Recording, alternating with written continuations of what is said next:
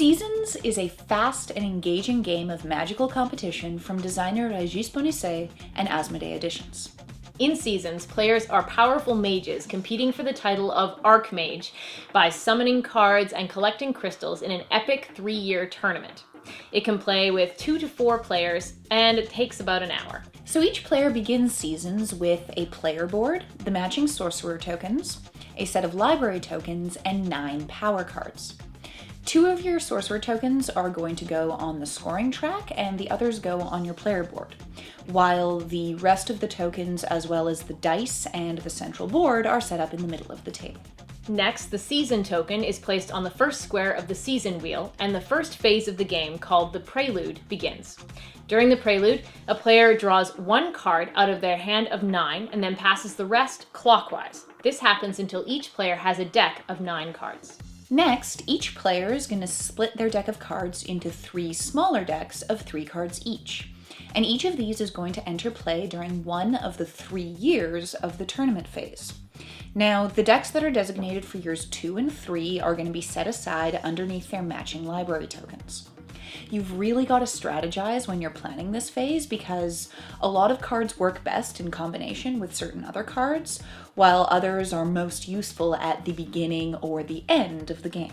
Once each player has prepared their cards, the 3-year tournament phase of the game begins.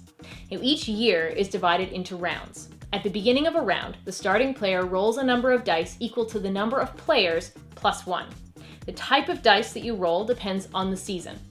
Once the dice have been rolled, each player chooses one of those rolled dice. Next, each player gets an action turn where they perform the actions indicated by their die and summon power cards.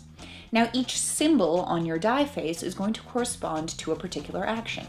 So the energy symbols allow you to collect energy tokens of the type and number indicated. These are going to be stored in your 7-slot reserve, which is on your player board, and you're going to find that different kinds of energy are available in different seasons. If your reserve is full, then you can't take in new tokens unless you replace ones that are already there. A number on the die gives you that number of crystals, which are kept track of on the crystal track. A card symbol lets you take 1 more power card, whereas a transmute energy symbol lets you change energy into crystals. Now, the rate at which you can transmute energy depends on the season, and this is listed on the main season board. Transmuting can last for an entire turn, so you can transmute some energy at the beginning of a turn, perform another action, and then transmute more at the end. The star symbol allows you to increase your summoning gauge by 1, and the number on your summoning gauge is the number of power cards that you can summon into play. To summon a card, you're going to pay the cost in energy and or crystals that's listed in the middle, and then play it face up on the table. There's a symbol next to the card's text that tells you when its power activates. Some cards are going to be activated only when they're first played, some have a permanent effect, and others are activated by tapping the card and paying a certain energy cost, which can be done once per round. Card effects can increase the speed at which you collect energy or crystals. They can decrease the cost of summoning, give you bonuses at the end of the game, or allow you to steal crystals from other players. You can summon as many cards as you'd like during a round as long as you can pay for them, and the value of each card in crystals is listed in the upper left. Now, each player can also use up to 3 of the bonuses that are listed on your player card.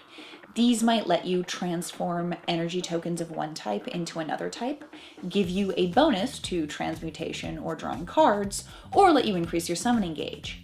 But every time you use a bonus, you have to advance your sorcerer token on the bonus track, and then at the end of the game, you're going to have to pay the listed penalty in crystals.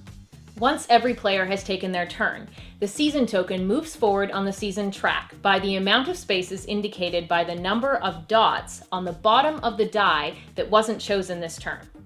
Once the season token moves from fall into winter, a new year begins, and every player takes that year's deck into their hand. At the end of the 3rd year, the game ends, and the player with the most crystals is the winner. So Seasons is really one of my favorite new games from this year. It's really quick to learn and set up and play, but at the same time offers a huge amount of strategy.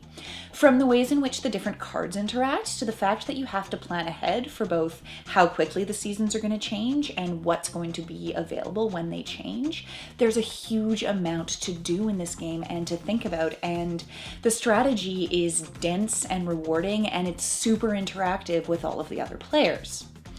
Now, you're gonna have to learn to master that strategy, and newbies to Seasons can unfortunately expect to get stomped on a little bit. There's a steep learning curve to this game. You really have to learn what the cards do and start to get a handle on the deck, and it's not uncommon for a game with a beginner in it to have a fairly large point disparity at the end, which might discourage certain people from getting into what is a really great game.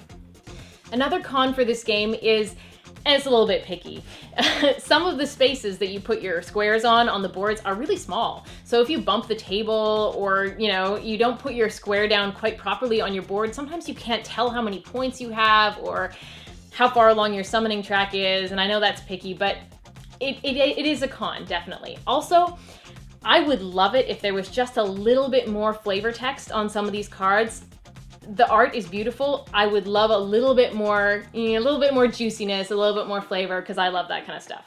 That being said, like I say, the art is beautiful. The components are gorgeous. Everything is really tough. The colors are amazing. The dice are fantastic. They're huge and they feel really good to roll. So everything about this game in terms of components, really, really beautiful to look at. And that's really going to be something that people will enjoy. Also, this game is really, really accessible while still keeping that complexity of strategy and that interaction that's in sometimes a lot more complicated games and a lot more expensive games. This game is really cheap for what you get for it. It has a couple of elements, a little bit of feel of that sort of Magic the Gathering kind of game, but it's not nearly so expensive. It's not nearly so much of a commitment. This is a really, really nice game to learn. I'm really excited to play it some more.